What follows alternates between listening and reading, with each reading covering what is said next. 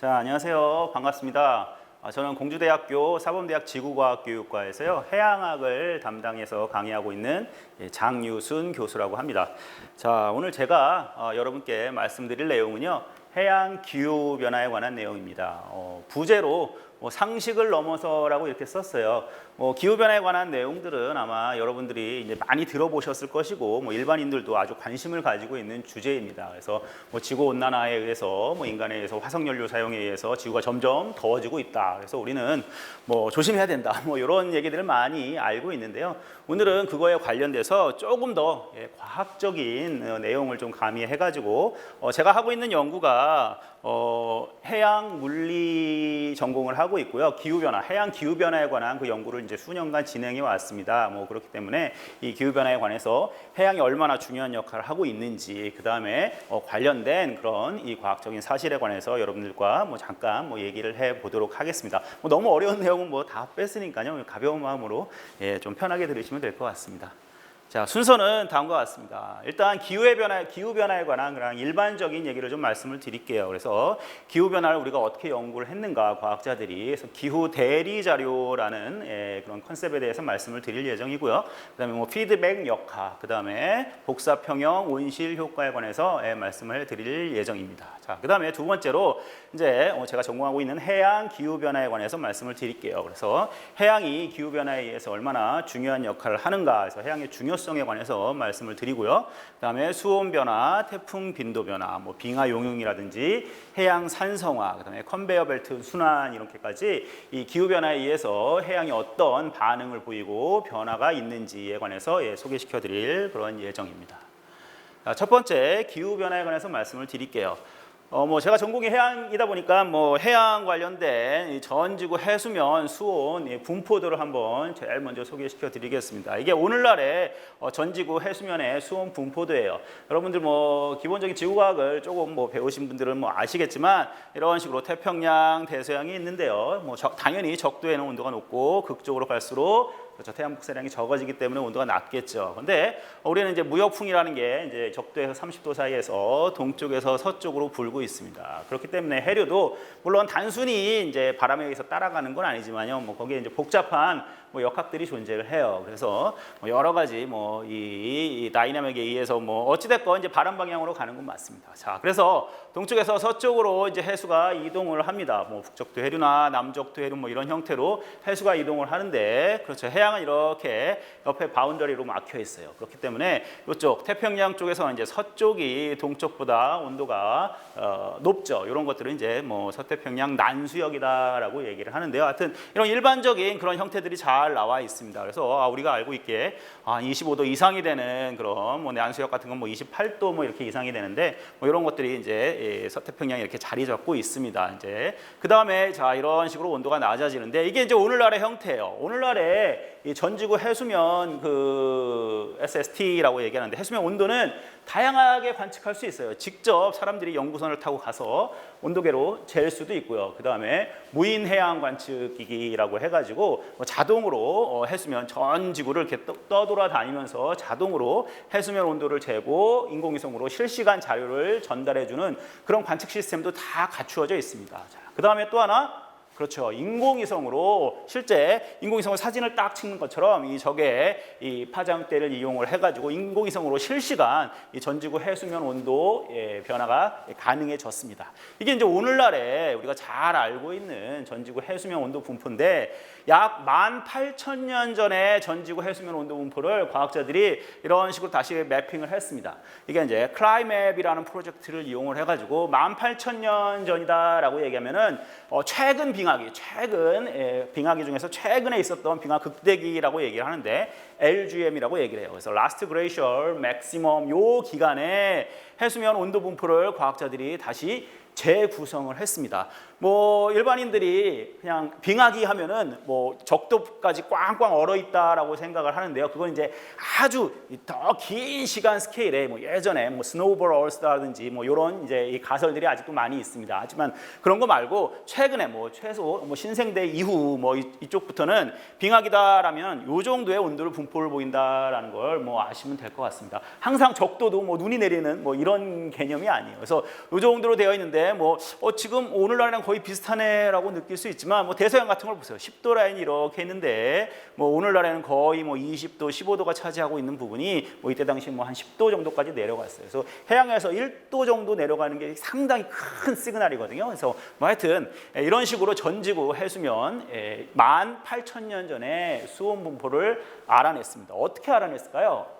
자, 요게 이때 당시는 연구선으로 직접 관측도 못했을 것이고 18,000년 전에는 인공위성도 없었잖아요, 당연히. 그죠? 그렇기 때문에 사람들은 특히 이제 기후학자들은 이러한 과거의 기후 시그널, 그 해양의 온도 변화라든지 이런 것들을 어떤 방법으로 이용을 했냐 봤더니 그렇죠. 기후 대리 자료다라고 해서 Climate Proxy Data라는 것들을 이용을 했습니다. 우리가 가장 쉽게 알 수 있는 기후 대리 자료가 이겁니다. 많이 아시겠지만 나이테 같은 걸 보시고 이 나이테 각각의 이런 이 뎁스가 이 분포도가 내로한가 이렇게 와이드한가를 통해서 이때 당시에 기후가 어땠는가라는 걸 이렇게 역추적할 수가 있는 거죠. 그런 컨셉이 기후 대리 자료다라는 얘기입니다. 그래서 과거 기후를 재구성하는 데 사용되려 온 자료로서 나이테라든지 식물 잎의 기공수라든지 화석, 유공층 이런 이 화석이라든지 해양에서는 그렇죠. 산호나 그다음에 북극 남극에서는 빙산 코어 같은 것들을 이용을 해가지고 과거의 기후를 역추적하게 됩니다. 그래서 특별히 이제 오늘 잠깐 간단히 말씀드릴 내용은요. 이렇게 나이테의 넓이를 잴 수도 있지만 조금 더 정량적으로 과학적으로 이쪽에 있는 스트론듐이나 칼슘의 어떤 비율, 마그네슘이냐 칼슘의 비율, 그다음에 대표적으로 산소 동위 원소의 비율을 이용을 해가지고 과거의 기후를 역추적하게 됩니다. 그래서 산소 동위원소법을 잠깐 살펴볼까요? 산소는 O16번 산소가 있고 O18번 산소도 있어요. 그러니까 질량수가 이게 2가 더 크죠. 그러니까 중성자가 2개 더 많은 산소 18번이랑 산소 16번의 질량수의 비율을 이용을 해가지고 과거의 기후를 역추적하는 겁니다. 그래서 예를 들어서 평소보다 기온이 상승하는 그런 지역에서는, 그러니까 그런 기간에는 바닷속에는 산소가 많이 녹아 있어요. 바다에도 충분하게 용존산소량이라고 해가지고 바다에 산소가 많이 녹아 있는데, 바다에서 산소가 18번도 녹아 있고 16번도 녹아 있는데, 평소보다 기온이 상승하는 경우에는 조금 더 무거운 이런 산소들이 평소보다 많이 증발하겠죠. 그죠? 예, 증발량이 많아지게 되니까. 그렇기 때문에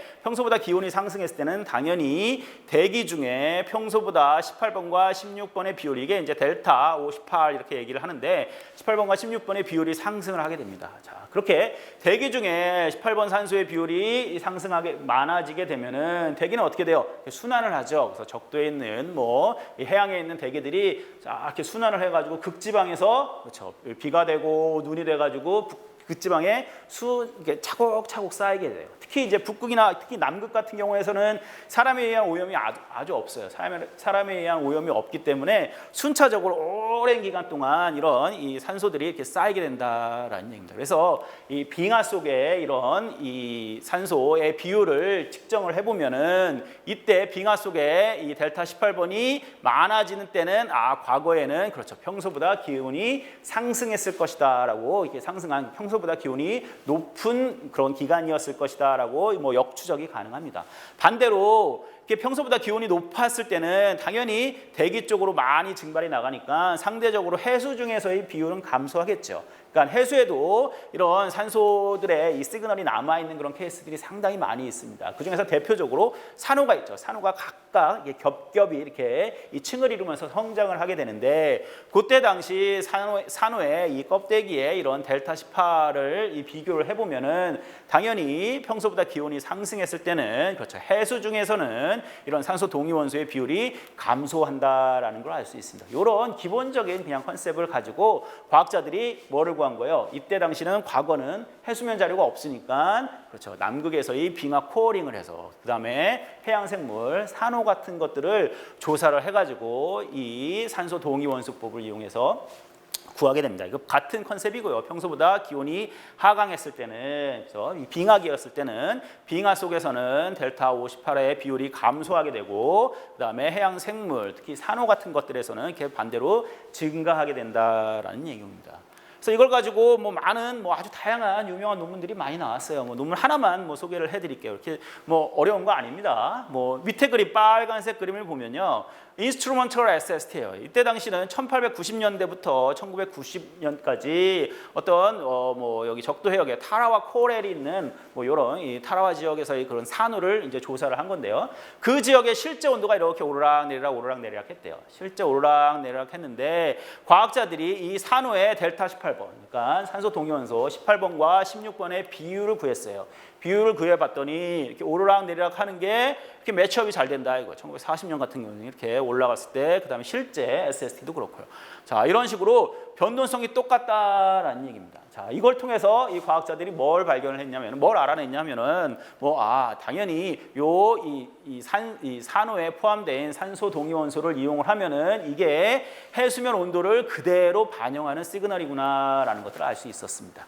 그렇기 때문에, 참, 현재는 SST 자료가 있기 때문에 이 연구를 할 이유가 없죠. 근데 하지만 과거에 이런 해수면 온도, sea surface temperature 자료가 없을 때는 산호 자료는 있어요. 산호는 아주 과거 이런 것들도 다 남아있기 때문에 이런 것들을 이용해서 과거의 기후 변동을 우리가 역추적할 수 있다라는 얘기입니다. 그래서 과거의 기후, 팔레오 클라이밋이다라고 얘기하는데, 이런 고기후를 결정을 하는데 이런 그렇죠, 기후 대리 자료, 그다음에 산소 동위원소법 같은 것들이 잘 이용이 되고 있다라는 얘기입니다.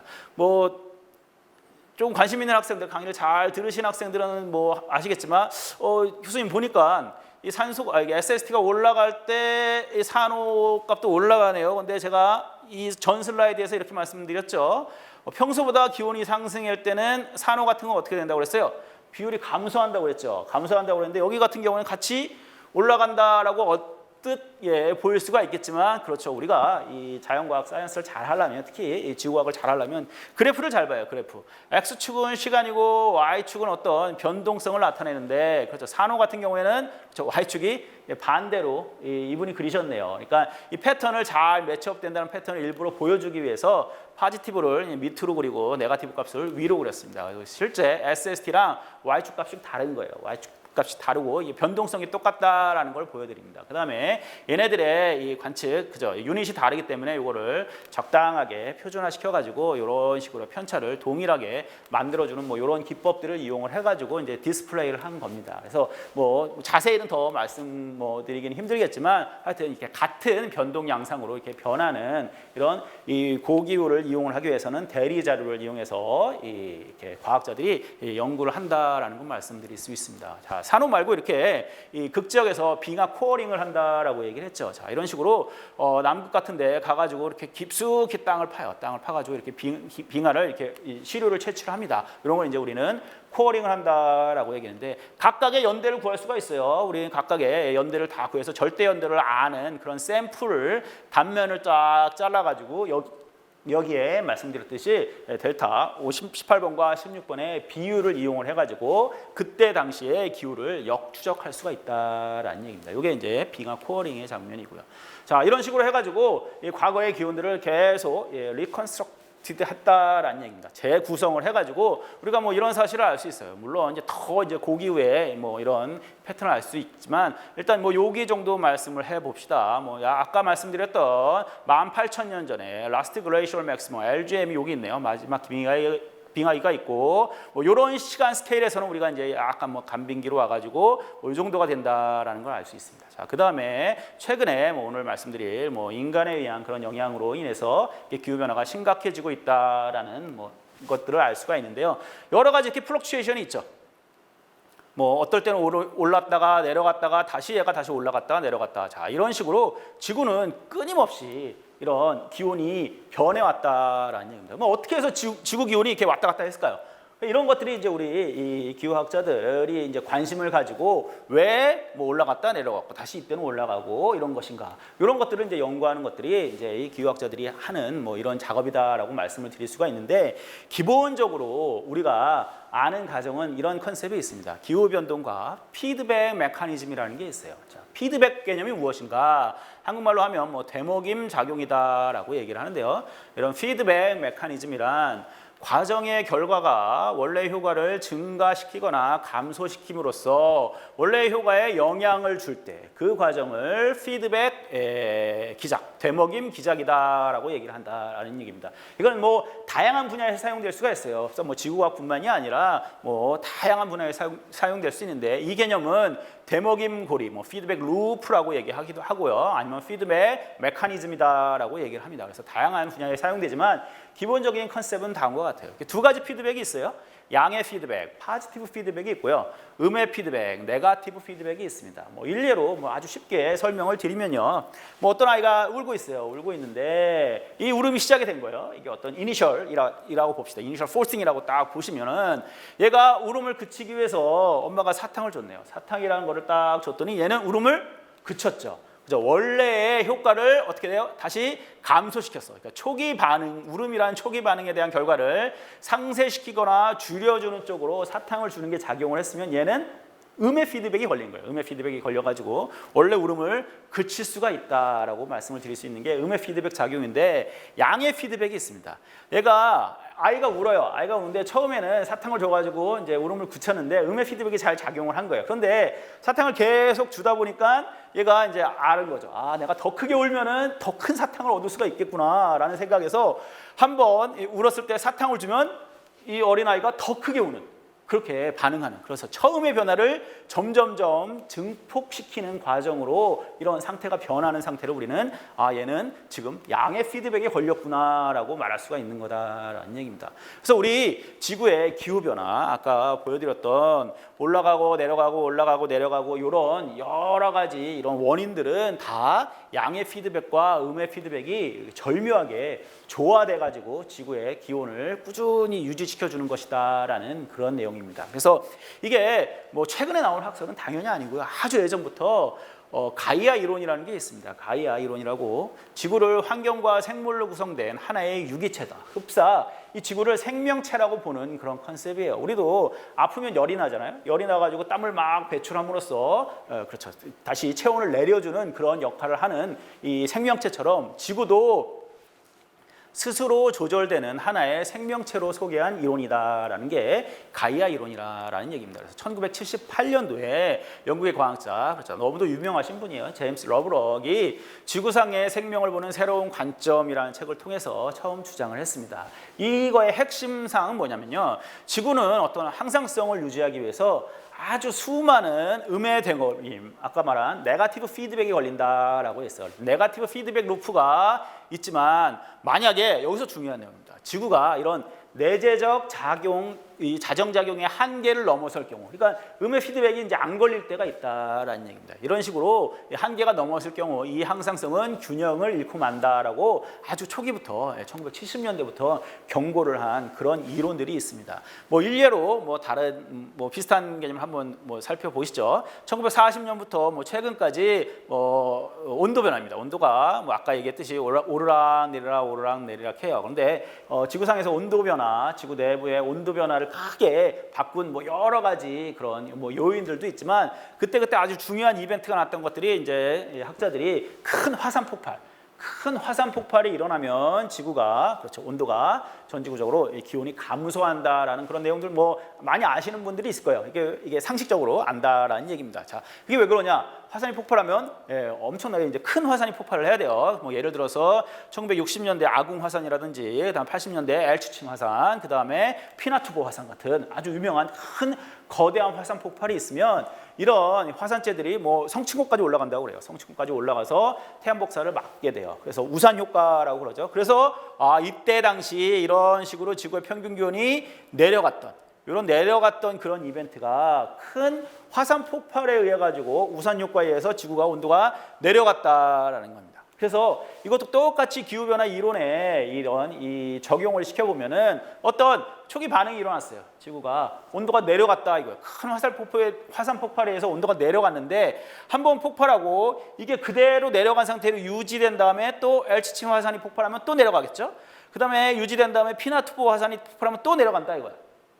이런 식으로 지구에 화산 폭발이라는 한 가지 작용만 작용을 하면 얘는 계속 꾸준히 그 이벤트가 있을 때마다 온도가 내려갈 수밖에 없어요. 그런데 지구는 그렇지 않고 내려갔다 다시 올라왔죠. 다시 올라왔습니다. 그 다음에 얘도 내려갔다 올라가고 피나투보 화산도 내려갔다 다시 올라옵니다. 물론 여기서 이제 장기적으로 올라가는 패턴이랑 뭐 다른 뭐 여러 가지 이유가 있겠지만, 자, 이런 식으로 어떤 반응이 작용하면 얘가 다시 컴백을 해요. 컴백을 하게 되는데, 그 가장 쉬운, 가장 뭐 합리적으로 생각할 수 있는 가장 쉬운 개념이 어떤 이런 복사 평형이다라는 개념입니다. 뭐 일반 학생들이 갑자기 뭐 수식이 나와가지고 뭐 어렵다고 생각할 수도 있는데, 뭐 수식 딱 하나밖에 안 나와요. 그다음에 어려운 수식도 아니고요.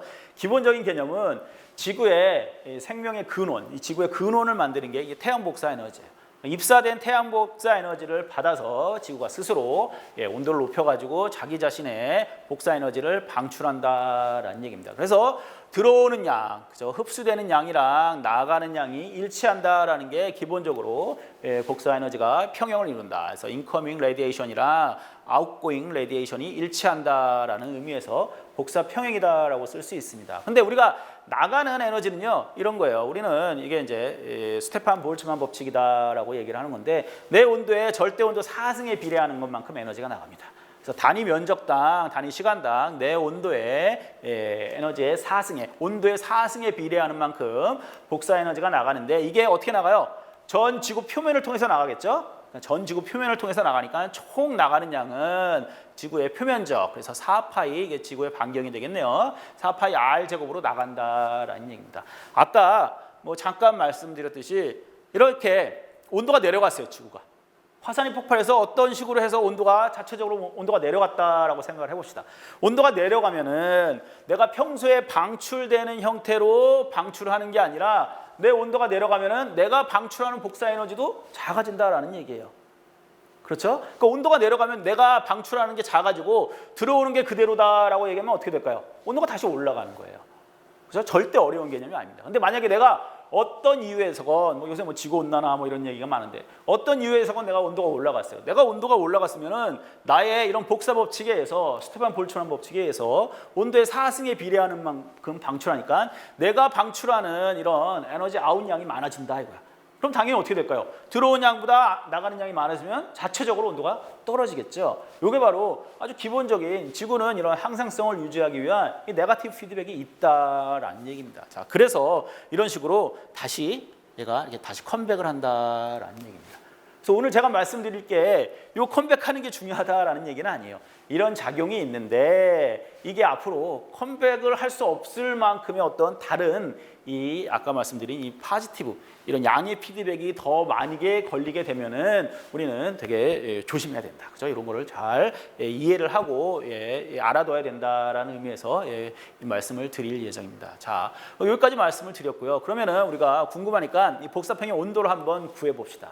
뭐냐면은 우리가 지구에서 지구가 받는 태양 복사 에너지량은 이렇게 쓸 수 있어요. 이게 뭐냐면은 이게 KS라는 게 태양 상수입니다. 그래서 지구 이 대기권 밖에서 단위 면적당 들어오는 태양 복사 에너지량 약 뭐 1361 와트 퍼 스퀘어미터, 그러니까 1제곱미터당 1361 와트 정도가 들어온다라는 게 다 알려져 있습니다. 왜냐? 태양의 광도를 알고 그다음에 태양에서 지구까지의 거리를 다 천문학적으로 알 수 있기 때문에 뭐 이게 거의 뭐 변하지 않는, 물론 이제 지구의 위치가 조금씩 변하면 이제 태양 상수가 바뀔 수도 있겠죠. 근데 뭐 거의 뭐 1360, 뭐 1380 정도에서 요 정도 태양 상수가 있다라는 걸 알 수 있고요. 그다음에 여기 그림에 표현이 안 되는데 다 100% 들어오는 게 아니고 약 뭐 30% 정도 이제 반사됩니다. 그래서 뭐 지표면에 의해서 반사되기도 하고요, 빙하에 의해서 반사되기도 하고, 그래서 절대 태양 상수 중에서 약 여기는 이제 0.31%, 요거 이제 알베도라고 이제 우리가 표현을 하죠. 알베도만큼 이제 빼주면 약 0.7 정도가 이제 지구에 입사된다라고 보시면 돼요. 근데 요 태양 상수의 정의는 어떻게? 그죠? 수직으로 입사되는 겁니다. 수직으로. 그죠? 이 정확히 수직으로 입사되는 양이기 때문에 지구에서 받는 총 넓이는 요만큼, 그죠? 이제 그림자 영역의 단면적이 되겠죠. 그래서 파이 r 제곱만큼의 총 태양 복사 에너지를 요 태양 상수를 이용해서 받는, 흡수하는 태양 복사 에너지를 계산할 수가 있어요. 그래서 복사평의 온도를 구하게 되면 이렇게 됩니다. 그래서 요 왼쪽 값이랑 오른쪽 값이 일치한다라고 구하면 뭐 파이 r 제곱 이렇게 없어지고요. 자, 그래서 t 값은 4 시그마. 요 시그마는 스테판 볼츠만 상수예요. 이것도 알고 있는 값입니다. 알고 있는 값. 요 정도가 되겠네요. 5.6704 곱하기 10의 마이너스 8승 정도가 되면은 t 값은 이렇게 구할 수 있습니다. 4승분으로 딱 구해 보면은 t 값이 253.7 켈빈 절대 온도로 요 정도가 나온다라는 얘기입니다. 그러면 이게 이 지구에서 이론적으로 생각하고 있는 알 수 있는 복사평형 온도다라는 얘기입니다. 복사평형 온도가 253 켈빈이에요. 그럼 얼마 정도 될까요? 섭씨로. 섭씨로 한 마이너스 20도 정도 되네요. 그죠? 273에서 이거 빼면 되니까. 마이너스 20도 정도 됐나요? 우리는 지금 지구에서 마이너스 20도 있는 데가 흔치 않잖아요. 그죠? 그러니까 왜 그럴까요? 그렇죠. 이게 바로 이 온실 효과 때문에 그렇다라는 얘기입니다. 실제 지구 대기가 없다라고 가정을 하면은 아까 푼 이 복사평형 방정식은 인커밍 레디에이션 요거랑 아웃고잉이 그대로 똑같다라는 걸 풀면은 지구가 어때요? 그렇죠. 다 이렇게 얼음으로 덮여 있네요. 그래서 without greenhouse gas. 그래서 greenhouse gas가 없다라고. 지구에 대기층이 없다. 그래서 H2O나 CO2 같은 그런 온실 효과를 일으키는 대기층이 없으면은 이론적으로 우리 지구에 지금 이 태양만큼 떨어져 있는 요 지구의 위치는 마이너스 20도일 수밖에 없습니다. 마이너스 20도. 그래서 일반인들이 온실 효과 하면은 되게 부정적으로 생각을 해요. 온실 효과 지구 온난화를 일으키는 주범, 온실 효과는 없어져야 돼라고 생각하시는 분들이 알고 계시는 그런 일반인들도 있는데 그게 절대 아니에요. 온실 효과가 없으면 우리 지구는 마이너스 20도에 있다라는 게 이렇게 아주 간단히 알 수가 있다라는 얘기입니다. 그래서 이 온실 효과는 자, 이런 식으로 지구 대기층이 있습니다. 이 지구 대기층이 있는데 수로 H2O 수증기나 CO2 그다음 메탄 이런 것들이 오존 여러 가지 온실 기체들이 있습니다. 이 온실 기체의 특징은 뭐냐면요. 이런 이 태양 복사 에너지 주로 가시광선이나 이렇게 단파 온도가 높은 이 단파 영역에 많이 포함되어 있는 에너지가 집중되어 있는 태양 복사 에너지는 쉽게 통과를 합니다. 쉽게 통과를 하고 조금 온도가 낮은 지구에서 나가는 적외 복사 에너지는 쉽게 통과하지 않아요. 이 적외 복사 에너지는 딱 자기가 가두려고 하는 흡수하려고 하는 그 성질이 있어가지고 다시 지구로 재방출을 하게 됩니다. 그래서 이 지표면이 지구가 얻는 그런 에너지는 태양 복사 에너지 플러스 지구 복사 에너지가 온실 효과에 의해서 재방출된 에너지가 합쳐진 겁니다. 그래서 지금의 이런 이렇게 이 그린하우스가 있는 이런 이 적당한 온도를 이루는 그런 이 지구가 이렇게 형성이 된다라는 얘기입니다. 그래서 이런 그린하우스 가스를 우리는 이제 셀렉티브 업저버다 해서 선택 흡수체다라는 얘기를 합니다. 그래서 태양 복사는 그냥 통과시키고 지구 복사는 이렇게 흡수하려고 하는 그런 선택 흡수체를 갖는 그런 온실 효과가 있기 때문에 우리는 어떻게 된다? 그렇죠. 실제 마이너스 20도 아까 계산한 이런 온도가 아니라 적당한 그런 온도를 누리고 있다라는 얘기입니다. 그래서 지구에 이런 온실 효과가 없으면은 안 됩니다. 그래서 온실 효과는 되게 중요한 효과예요. 중요한 효과다라는 얘기입니다. 그래서 기후 변화를 일으키는 나쁜 게 아니다라는 얘기입니다. 그래서 그린하우스 이펙트에 관해서 좀 정리를 했습니다. 그래서 인커밍 솔라 레디에이션은 죄송합니다. 이게 영어네요. 애트모스피어를 아주 프리하게 통과한다라는 얘기입니다. 선택적으로 얘는 아주 프리하게 통과하지만 반대로 테레스트리얼 레디에이션은 그러니까 지구 복사입니다. 얼스 레디에이션이라고 생각을 하면 됩니다. 어디서부터? 그렇죠. 지구의 서피스로부터 방출되는 그런 지구 복사 에너지는 흡수하고 다시 윗 또는 아래 방향으로 그렇죠. 방출하게 된다. 요게 전체 우리 플래닛을 웜하게 시키는 그런 기작이다라는 걸 여러분들이 아시는 분은 아시겠지만 이해를 하시면 될 것 같습니다. 자, 그래서 온실 효과는 그렇게 나쁜 게 아니다라는 얘기입니다. 그런데 제가 말씀드리고 싶은 게 이거예요. 조금 강조하려고 여러분 집중하시라고 이렇게 썼는데 그린하우스 이펙트는 제가 말씀드린 것처럼 It's a naturally occurring한 phenomenon이다라는 얘기입니다. 아주 자연적으로 발생하는 현상이에요. 그러니까 인간에 의해서 온실 효과가 발생된 게 아니다라는 얘기입니다. 뭐처럼? 마치 그렇죠. 금성에도 엄청난 양의 온실 효과가 있습니다. 이렇게 인간이 살 수 있는 게 인간 때문에 온실 효과가 일어난 게 아니라 당연히 아주 자연적으로 일어나는 그런 효과다라는 얘기입니다. 그래서 온실 효과 때문에 우리는 아주 적당한 온도에 잘 살고 있습니다. 지구는. 그런데 뭐가 문제냐? The enhancement of this effect다라는 얘기입니다. 이 효과의 enhancement, 강화가 문제라는 얘기입니다. 뭐에 의해서 강화됐냐? 뭐 때문에? 그렇죠. increasing greenhouse gas예요. greenhouse gas가 평소만큼 적당히 있으면 좋은데 예전처럼 280 ppm 이 정도로 있으면 좋은데 지금은 보여드리겠지만 막 400 ppm이 넘고 있어요. 그래서 이런 온실 그런 이 가스가 인크리징 되는 그런 효과에 의해서 문제가 된다라는 얘기입니다. 자, 그러면은 이렇게 이런 그린하우스 가스를 인크리징 하는 그런 요인이 뭘까요? 그렇죠. 이게 바로 associated with man-made activity다라는 얘기입니다. 그래서 인간이 만든 그런 활동과 관련된 그린하우스 가스의 증가에 의한 온실 효과의 강화가 문제다라는 얘기입니다.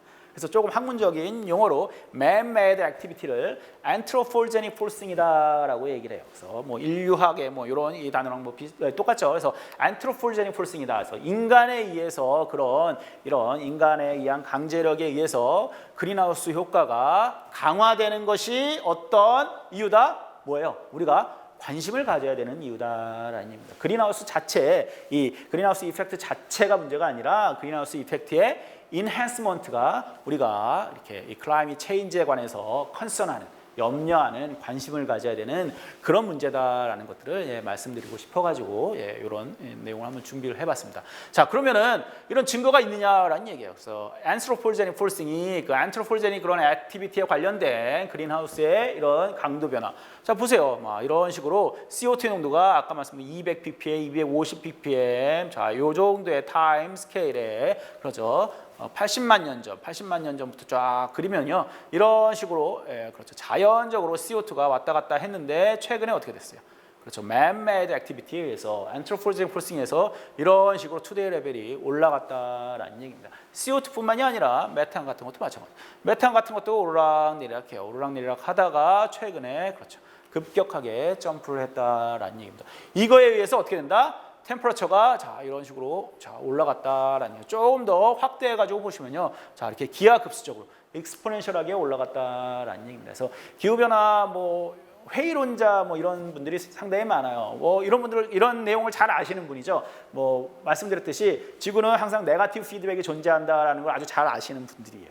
그러니까 자체적으로 항상성을 갖고 있기 때문에 뭐든지 오르락내리락 한다라고 이렇게 주장하는 분이 있지만 최근의 추세는 그렇죠. 여기에 인간이 어떤 포싱을 줘가지고 평소 자연 번동 범위를 벗어나는 그런 이 시그널이 지금 나타나고 있다라는 게 지금 제가 말씀드리고 싶은 그런 내용들입니다. 조금 더 최근 걸 확대해서 보시면 자 이런 식으로 이산화탄소 농도가 급격하게 증가를 했습니다. 이게 바로 인간이 배출한 이산화탄소라는 얘기죠. 최근에 기후학자들이 400 ppm이 넘어가면은 위험하다라고 아직 경고를 했는데 지금 넘어갔어요. 그래서 지금 거의 뭐 410 ppm 뭐 이런 식으로 해가지고 이산화탄소의 농도가 기하급수적으로 올라가고 있고 요거에 따라서 해양의 온도, 대기의 온도 같은 것들도 같이 이렇게 익스포넨셜하게 증가하고 있다라는 게 우리가 그렇죠. 컨선해야 된다. 염려해야 된다라는 그런 내용들이다라는 걸 말씀을 드릴 수가 있습니다.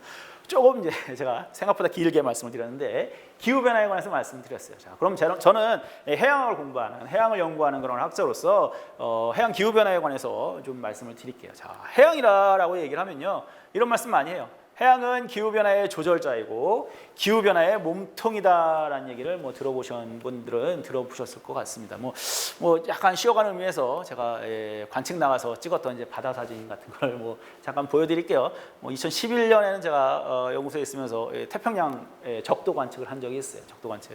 태평양 적도 바다입니다. 적도 바다이고 그다음에 뭐 우리는 뭐 동해도 뭐 수십 번 왔다 갔다 했죠. 이때 같은 경우에는 뭐 상당히 파도가 세가지고 하루 종일 멀미했던 경험이 있어요. 하루 종일 멀미를 하고 이제 피항하던 그런 와중에 이렇게 찍었던 기억이 있습니다. 그다음에 작년 같은 경우는 제가 미국 우주홀 해양연구소라는 곳에서 이제 연구원을 보냈는데 그쪽 앞에 있는 이제 바다예요. 그래서 우리가 이제 바다를 이렇게 아름답다 이렇게 심미적으로 보긴 하지만 실제 많은 해양학자들이 실제 필드에서 이런 기후 변화의 시그널을 찾기 위해서 또는 이제 다른 여러 가지 이유에 의해서 그러니까 과학적인 호기심으로 실제 현장에 나가서 관측하시고 노력하시는 분들이 상당히 많이 있습니다. 이때도 뭐 이렇게 멀미를 해가면서 이제 노력하시는 분들이 많이 있는데 하여튼 뭐 자세한 뭐 얘기는 이제 다른 주제가 혹시 있으면 이제 말씀을 드리고요. 일단 바다 그림을 잠깐 보여드렸어요. 그래서 바다는 기후 변화의 조절자고 기후 변화의 몸통이다라는 얘기입니다. 우리 뭐 일반 뭐 지구과 교과서 같은 거 보면요, 북반구 이게 바다예요. 북반구 이 지구 모습인데요. 북반구를 이제 노던 헤미스피어다라고 얘기를 하죠. 근데 북반구에 이제 우리가 살고 있는 이렇게 대륙이 많이 있잖아요. 그래서 육지반구다라고도 얘기를 해요. 그래서 랜드 헤미스피어다라고 얘기했는데 이걸 조금 시야를 달리 남반구를 보시면요, 남반구를 보시면 이렇게 남극 대륙을 빼고는 거의 바다입니다. 그래서 바다반구다라고 해서 남반구를 워터 헤미스피어다라고 명명하기도 합니다. 한번 지구본을 살짝 많이 돌려보세요. 지구본 있으신 분들은 지구본을 돌려보면은 육지가 하나도 안 보이는 세션도 있어요. 잘 남반구 쪽에 잘 돌려보시면은 요런 뷰로 딱 보시면은 바다만 순전히 보이는 그런 세션이 있습니다. 그래서 여러분들이 어렸을 때부터 바다는 지구 표면의 70%를 차지하고 있다라고 얘기했는데 the earth를 한국말로 이제 번역을 한 게 지구죠. 지구는 왜 땅지자예요, 땅지. 그래서 뭐 얼핏 생각하면은 이제 외계인들이 지구를 보면 땅의 행성이다라고 생각을 할 수도 있는데 사실은 지구는 그렇죠, 바다의 행성이다라는 얘기입니다. 그래서 우리 학생들한테 가끔 뭐 농담을 삼아 얘기를 합니다. 우리는 지구과학과가 아니라 수구과학과다, 그죠? 지구가 물로 쌓여 있으니까 땅지가 아니라, 아이고 죄송합니다, 물 숫자를 써야 된다라고 해서 수구과학이다, 또는 거의 물의 대부분이 바다가 차지하고 있으니까 해구과학이다라고 이제 주장하시는 그런 분들도 있습니다. 그래서 상당히 지구상에는 그죠, 물이 상당히 많이 포함되어 있다라는 얘기입니다. 근데 이 물이 왜 중요하냐, 바다가 왜 중요하냐 봤더니 바다의 중요성 가장 첫 번째가 얘는 서멀 스펀지 역할을 해요. 그래서 엄청난 열을 대기로부터 이 흡수된 열을 아주 잘 흡수하는 성질이 있습니다. 스펀지가 빨아들이듯이 아주 큰 열 용량을 가지고 있어요. 그래서 바다의 물을 1도 높이는 게 상당히 힘들다라는 얘기입니다. 그래서 지구 전체의 어떤 온도를 유지시켜주는 아주 중요한 역할을 하는데요. 이게 최근에 이게 기온 변화입니다. 이게 온도 변화인데요. 온도 변화를 잘 살펴보시면요, 88년부터 2002년까지인데 지구 온난화에서 이렇게 온도가 올라가요. 이거는 사람들이 많이 알고 있는데 최근에 약 88년부터 2012년도까지 온도가 이렇게 평탄한 기간이 있었어요. 평탄한 기간이 있어가지고 많은 과학자들이 이제 이 지구 온난화가 중단이 돼서 온난화의 휴지기가 아닌가라는 그런 이 연구들을 많이 했습니다. 그래서 이 이유가 무엇일까에 관해서 많이 사람들이 생각을 하고, 어떤 사람들은 이제 다시 빙하기가 도래할 것이다라고 얘기하는 사람들도 있고 그랬는데, 이게 사실은 그렇죠, 바다가 에너지를 쭉 열을 흡수하고 있는데 그동안 요거 같은 경우에는 그죠, 표층의 온도 변화만 사람들이 관심이 있었어요. 해양의 표층의 온도가 아니라 해양이 표층으로부터 수백 미터, 바다 2km, 3km까지 요새는 최근에 이 심의 이 온도 변화를 관측하는 그런 기술들이 많이 발달했기 때문에 심층의 온도 변화를 살펴봤더니 그렇죠, 이 서피스에 있는 그런 이 상층에 있는 해양의 온도가 지금 심층으로 들어가고 있는 기간이었다라는 얘기입니다.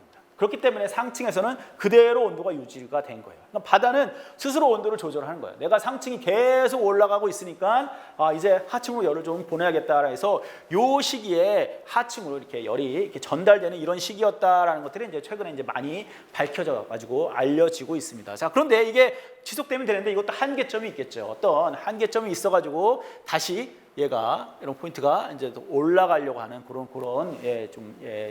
그런 문제에 좀 직면을 하고 있습니다. 그래서 하여튼 바다는 아주 중요한 서멀 스펀지의 역할을 한다라는 것들을 여러분들이 아셨으면 좋겠고요. 그 다음에 두 번째로 바다는 어떤 바이올로지컬 펌프의 역할을 한다라는 얘기 중에서 그 중에서 가장 중요한 이 CO2를 잘 흡수하는 경향이 있습니다. 엄청난 양의 또 CO2가 바다에 흡수가 돼 있어요. 자, 왜 그러냐 봤더니 여기 수많은 플랑크톤이 바다에 존재를 합니다. 플랑크톤이 어떻게 돼요? 광합성을 해야겠죠. 광합성을 해가지고 이산화탄소가 많이 필요합니다. 이산화탄소가 필요하기 때문에 대기 중에 이산화탄소를 쭉쭉 빨아들이는 거예요. 그죠? 어떤 펌프식으로 이렇게 빨아들인다라는 얘기입니다. 그러면은 상층에 어떤 이산화탄소가 이렇게 포화가 될 거 아니냐, 세츄레이션 될 거 아니냐라고 하는데 얘네들이 당연히 어떻게 돼요? 죽겠죠. 죽으면 이렇게 시체가 이렇게 밑으로 가라앉듯이 침전의 형태로 쫙 밑으로 가라앉게 된다라는 얘기입니다. 그래서 이런 이산화탄소들이 얘네들과 같이 이렇게 유기물과 같이 이렇게 가라앉아가지고 어떻게 돼요? 오가닉한 그런 카본이 뭐 이런 식으로 이게 퇴적이 된다. 바다의 심층에. 그래서 얘네 이 공기 중에 이산화탄소를 다시 지표로 돌려주는 이산화탄소를 순환을 하게 되는 아주 중요한 그런 역할을 하는 게 바다다라는 얘기입니다. 그래서 이 바다는 어떤 바이올로지컬한 그런 펌프를 가지고 있다라는 그런 아주 중요성이 있습니다. 그래서 서머란 그런 어떻게 스펀지 역할을 가지고 있고요. 그 다음에 바이올로지컬한 그런 펌프를 가지고 있다라는 얘기입니다. 그래서 지구상에 바다가 없으면 온실 효과가 훨씬 더 강화가 됐을 것이다라는 얘기입니다. 자, 그래서 이제 해양에서 나타나는 그런 여러 가지 이제 시그널들에 대해서 잠깐 말씀을 드릴게요. 당연히 해수면 온도가 증가하겠죠. 그죠? 그래서 이렇게 특히 이제 북반구나 뭐 여러 지역에서 이게 이제 색감이 약간 안 나오는데, 자, 전체적으로 해수면 온도가 증가하고 있습니다. 근데 조금 잘 살펴보시면은 기간에 따라서 뭐 30년 평균을 했느냐, 뭐 몇십 년 평균을 했느냐에 따라서 기간에 따라서 이렇게 온도가 이렇게 그렇죠. 낮아지는 것도 있고, 전 세계 바다가 유니폼하게 뭐 온도가 올라가고 유니폼하게 해수면 높이가 올라가는 게 아니에요. 그 지역에 따라 가지고 조금 더 심하게 올라가는 지역이 있고요. 어떤 지역에 따라서는 조금 이 상승이 오히려 반대로 나타나는 그런 지역들이 있고, 하지만 전체 평균을 하면은 그렇죠. 꾸준히 지금 올라가고 있는 그런 상태다라는 얘기입니다. 온도를 잘 올라가지 않으려고 하는 성질이 있는, 그죠? 비열이 상당히 큰 어떤 물질을 1도 높이는 데 필요한 열량이 상당히 많이 드는 그런 성질을 가지고 있는 물이 온도가 올라갔다라는 얘기는 조금 기후 변화가 심각해지고 있다라는 얘기입니다. 뭐 한 가지 더 붙이면 요런 지역들이 있어요. 이렇게 회색으로 피어져 있는 요런 지역들이 있는데, 요런 데는 아직까지 관측들이 많이 없는 지역이에요. 그래서 해양 기후 변화를 연구하려면 최소한 뭐 30년 이상들의 그런 자료들이 있어야 되는데, 이런 자료들의 축적이 아직도 이루어지지 않은 뭐 이런 지역들이 있습니다. 그래서 이런 지역에 이제 아직까지도 이제 많은 해양학자들이 실제 가서 관측을 하고 관측기기를 설치를 하고 뭐 이런 노력들을 상당히 많이 하고 있습니다. 자, 그다음에 해수면 온도 증가에 따라서 사람들이 또 관심을 갖는 게 태풍이에요. 그러면은 바닷물 온도가 올라갔으니까 태풍도 분명히 변했을 것이다. 그렇습니다. 태풍도 변해요. 태풍도 변하는데 뭐 지금까지 뭐 과학자들 중에 대체로 합의된 내용들이요, 강한 태풍이 강해져요. 태풍도 이 강도에 따라서 카테고리 1, 2, 3, 4, 5 이런 식으로 나누거든요. 그러니까 풍속이나 뭐 중심 기압에 따라서 여기 이 연구를 살펴보시면 카테고리 4나 5 정도 되는 강한 태풍이 시간에 따라서 점점 증가하고 있다라는 그런 내용들이 많이 나오고 있습니다. 그래서 비슷한 연구들이 상당히 많이 있어요. 그래서 카테고리 4, 5 정도 되는 이런 태풍이 뭐 2배로 증가했다라는 얘기도 있고요. 그 다음에 뭐 949 뭐 헥토파스칼 이하에 되는 그런 중심기압이 낮다라는 얘기는 강도가 강하다라는 얘기죠. 강도가 강한 것들이 뭐 남반구에서는 뭐 3배로 증가했다라는 뭐 이런 내용들이 있습니다. 그다음에 아주 유명한 그 캐리 에마뉴엘이라고 MIT 대학 교수님이 계세요. 이분은 워낙 유명하기 때문에 뭐 논문 발표도 안 하고 그냥 개인적으로 퍼스널한 커뮤니케이션을 했대네요. 그죠? 직접 아주 대가입니다. 대가가 뭐 이런 얘기도 했다라는 얘기입니다. 뭐 4에서 5 정도 되는 이상 되는 그런 트로피칼 사이클론 태풍들이 뭐 50% 정도 증가됐다라는 얘기들이 있습니다. 자, 이런 식으로 해서 해양에서 그렇죠. 이 강한 태풍들이 많아진다라는 얘기는 어떤 극한 해왕 현상이 많이 발생한다라는 얘기입니다. 뒤에 연렴 순환 잠깐 간단히 말씀을 드리겠지만요. 이 해양의 순환은 상당히 중요해요. 적도에서 남아 있는 그런 열을 북방구까지 이렇게 전달시켜주는 그런 아주 중요한 역할을 하는데, 이런 전달 기작이 끊기거나 이렇게 약화하게 되면요, 적도는 더 더워지고 극은 더 추워지고 뭐 이런 식으로 극단적인 현상들이 많이 나타납니다. 이런 것들이 바로 극한 해왕을 일으키는 아주 뭐 주요한 뭐 베이직한 그런 요인이라고 할 수 있는데요. 자, 이런 식으로 해서 뭐 극한 해왕 현상과 관련된 강한 태풍의 그런 빈도가 증가하는, 전체적인 뭐 태풍의 개수가 증가한다, 태풍의 진로가 바뀐다, 이런 비슷한 연구들이 상당히 많이 있습니다. 그런 거 공부하시는 분들이 상당히 많이 있는데, 자, 그런 것들은 이제 여러 가지 아직 이론의 여지가 있습니다. 그렇지만 뭐 강한 태풍이 많이 발생한다라는 내용들 많이 있고요. 그다음에 이런 부분도 많이 들어보셨을 겁니다. 뭐 당연히 그 북극 빙하가 엄청나게 많이 녹고 있어요. 자, 이런 이 노란색으로 나온 게 30년 정도 평균의 북극 빙하가 차지하고 있던 영역인데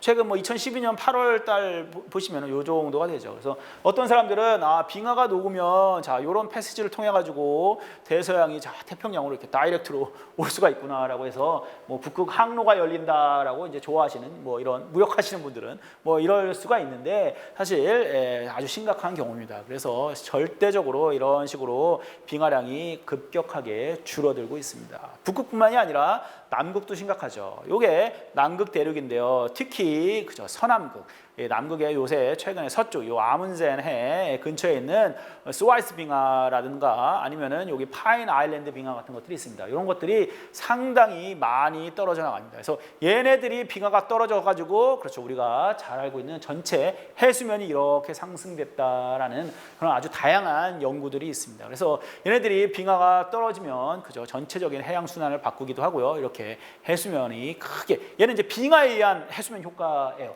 전체적으로 바닷물이 올라가면은 열팽창에 의해 가지고 해수면이 올라가기도 하지만 이렇게 빙하가 떨어져 나가 가지고 전체 해양의 질량이 증가해 가지고 이렇게 해수면이 상승을 하기도 합니다. 그래서 이런 연구들도 아주 상당히 많이 지금 진행이 되고 있습니다.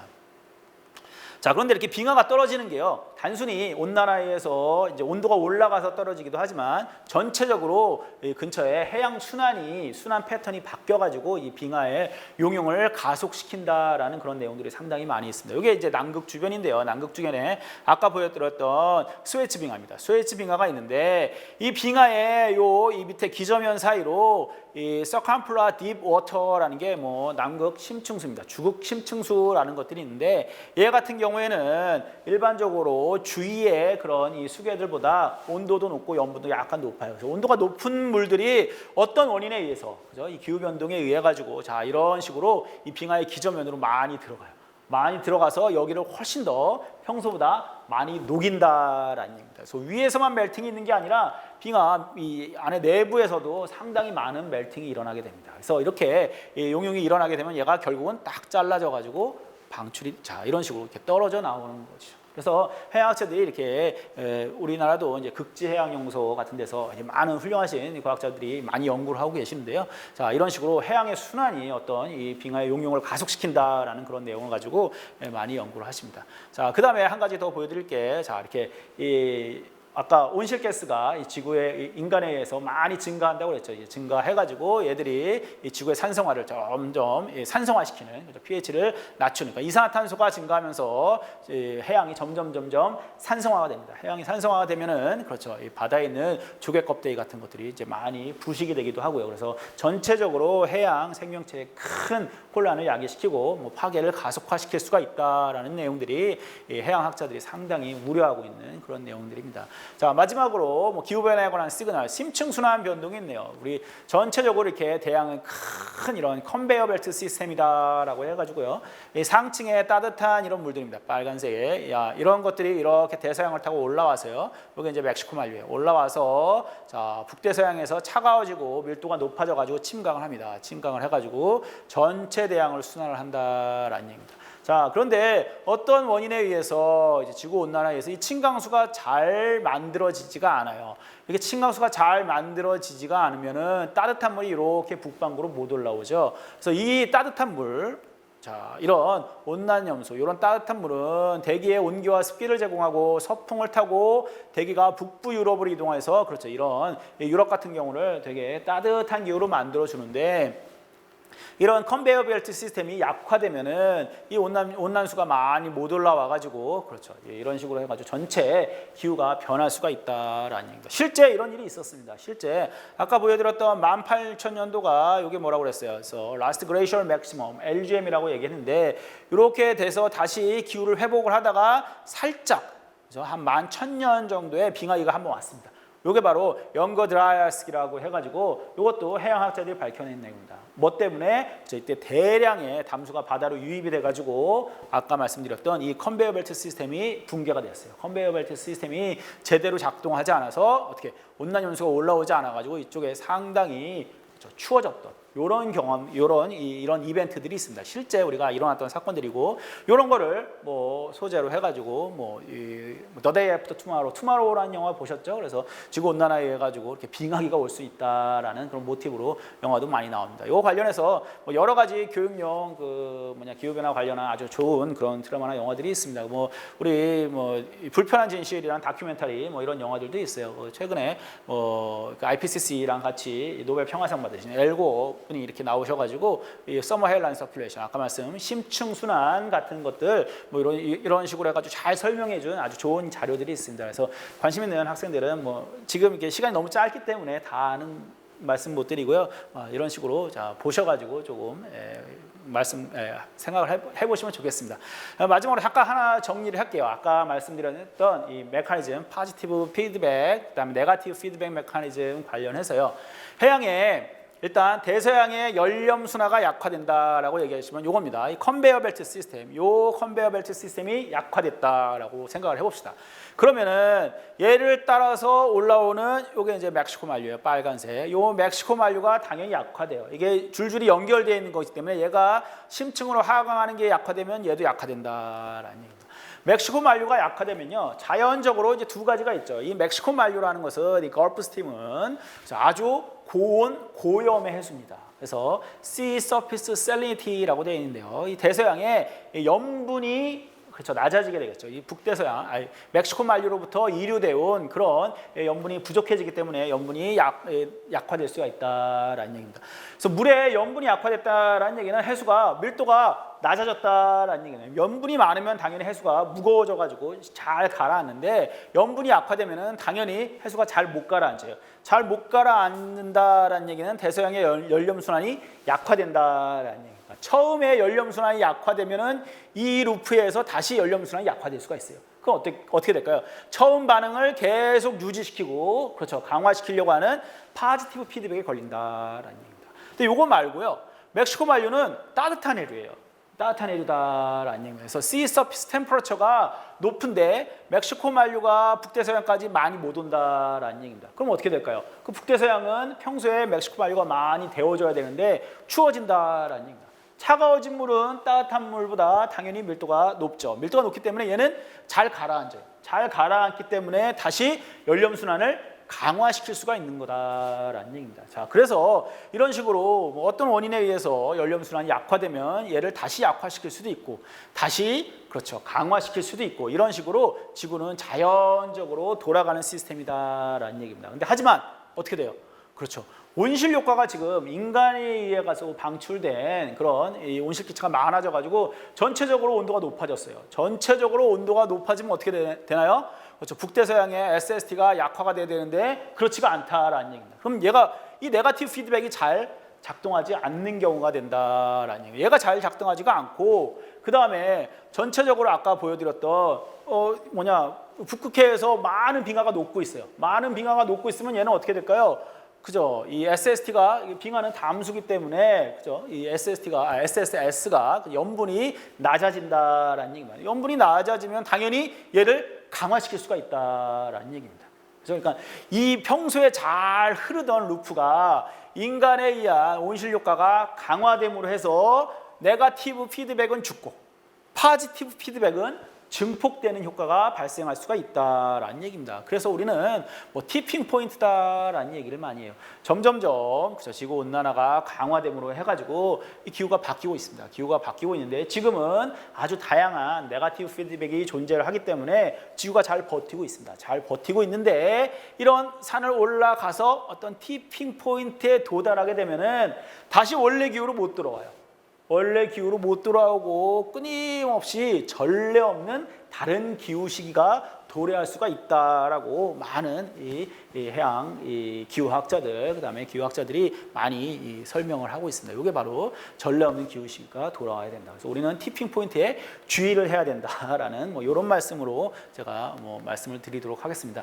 잠깐 1분 동안 제가 하고 있는 연구 잠깐 소개시켜 드릴게요. 제가 연구 중심으로 말씀을 드리려다가 조금 기후변화에 관한 더 관심이 많으신 것 같아가지고 일반적인 얘기를 했는데요. 저는 뭐 해양기후변화 해양물리연구실에서 기후변화 연구하는 사람입니다. 그래서 한반도 주변에 이렇게 많은 관측 자료들이 있습니다. 30년 이상 축적되어 온 아주 훌륭한 관측 자료들이 있습니다. 이런 관측 자료들을 이용해가지고 뭐 아주 주요하게 뭐 오르락내리락 변동하는 모드가 뭐 있고 뭐 두 번째로 주요한 모드가 뭐 있고 뭐 이런 식으로 통계적으로 분석을 해가지고 뭐 시공간 분석 같은 거를 하는 뭐 이런 연구도 진행을 하고 있고요. 그 다음에 수치 모델이라는 게 있습니다. 그래서 컴퓨터 시뮬레이션을 해가지고 해류가 뭐 기후 변화에 따라서 어떻게 움직이고 변동을 하는지 장기적인 뭐 스케일로 어떤 변동을 하는지 그래서 요거는 이제 아까 말씀드린 이제 멕시코 만류입니다. 멕시코 만류가 이런 식으로 해가지고 어떤 변동성이 있는지라는 것들을 이 컴퓨터를 이용을 해가지고 수치 모델링하는 그런 연구를 하고 있습니다. 그다음에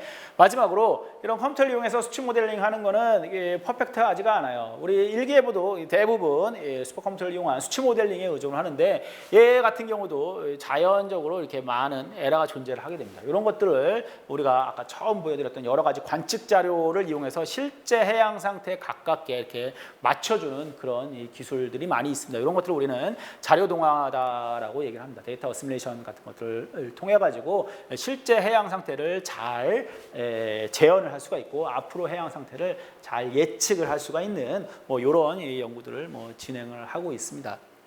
뭐 관심 있으신 분들은 따로 저한테 뭐 이메일이나 이런 걸 통해서 연락하시면 될 것 같고요. 자, 오늘의 주제로 다시 돌아가서 마지막 슬라이드예요. 마지막 슬라이드. 최근에 우리 오스카 영화사에서 우리 영화도 큰 상을 받았죠. 뭐 기생 중요한 영화도 많이 상을 받았는데 몇 년 전에 레오나르도 디카프리오가 2016년 그 레버런트란 그런 이 영화로 오스카상을 수상을 했습니다. 아주 유명한 배우임에도 불구하고 오스카상을 계속 못 받았었어요. 못 받았다가 이렇게 오스카상을 받았는데 이때 이 디카프리오가 한 얘기가 있습니다. Let us not take this planet for granted. 라는 얘기를 했어요. 그러니까 이 우리의 행성을 아주 당연하게 생각하지 말자라는 얘기입니다. 나도 오늘 뭐 이 기쁨을 뭐 당연하게 생각하지 않겠다라고 해서 아주 뭐 멋진 얘기를 했습니다. 그래서 이때 당시 주연했던 레버런트라는 영화가 아주 추운 곳을 배경으로 해가지고 찍었어야 되는 건데 지구 온난화에서 뭐 레버런트를 찍을 때 눈을 찾기 위해 남극 가까이로 가야 할 정도였습니다. 그래서 기후변화는 현실입니다. 지금 실제로 일어나고 있는 일이고 우리가 마주하고 있는 가장 시급한 위험입니다. 그래서 더 이상 미루지 말고 다 같이 힘을 모아야 한다라는 뭐 이런 메시지를 그 수상 소감으로 남겼던 뭐 기억들이 있습니다. 그래서 여러분들 뭐 짧은 시간이었지만 뭐 도움이 되셨는지 모르겠어요. 그래서 오늘은 뭐 기후변화 뭐 상식적으로만 아시는 게 아니라 약간 이 안에 여러 가지 뭐 우리가 공부해야 되고 연구해야 될 것들이 상당히 많이 있다라는 거, 그 다음에 해양학에 좀 초점을 둬가지고 해양 변화가 상당히 이 기후변화 시그널을 찾고 이 디텍트 하는데 상당히 중요한 역할을 한다라는 뭐 이런 말씀을 드렸습니다. 마지막으로 제가 좋아하는 문구예요. No water, no life입니다. No blue, no green이에요. 그래서 지구에 물이라는 그런 이 해양이라는 그런 이 수권이 없었다면은 지구는 크게 문제를 앓았을 것이다라는 말씀을 드리면서 자, 오늘 여기까지 말씀을 드리겠습니다. 오늘은 해양 기후변화 상식을 넘어서라는 주제로 말씀을 드렸습니다. 자, 수고하셨습니다. 감사합니다.